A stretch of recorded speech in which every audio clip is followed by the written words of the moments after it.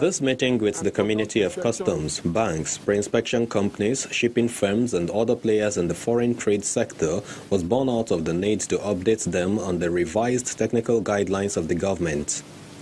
The guideline is the product of two technical committees in collaboration with the Ministry of Finance. Improving the ease of doing business in Nigerian ports is the rationale for the revised guidelines. At the heart of the review is the reduction of documentation required for import and export, as well as the introduction of palletization, which takes effect next month. Goods already loaded for shipment to Nigeria prior to this date will not be affected by the palletization policy.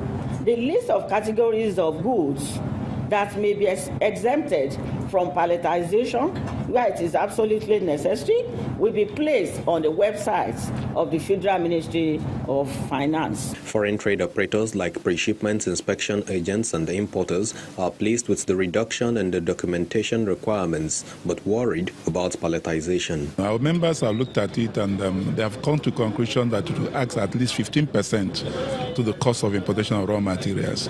And our concern is if that is added, it will be moved to the consumers, which will escalate the cost of products. I think that the government should actually review the issue of these pallets and try and say they can really modernize as industry and world standard to get our scanners to work. They were working before, they're probably faulty.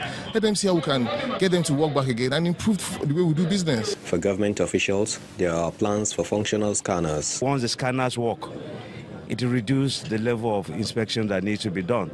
And with good digitalization, a minimal contact will be required. We know the scanners will still come in a very short time. I'm not in a place to give you time, but I know by discussions we have been in, scanners will come in immediately. But let me just put a word of note here, that even when scanners come and the containers are scanned, that does not mean that that container that is scanned cannot be physically examined. The new guideline is widely accepted as a good move, but the concerns of the business community remain. It will be necessary to bridge this divide before implementation commences bright and early in the new year. Temple Ashaju, Channels Television News.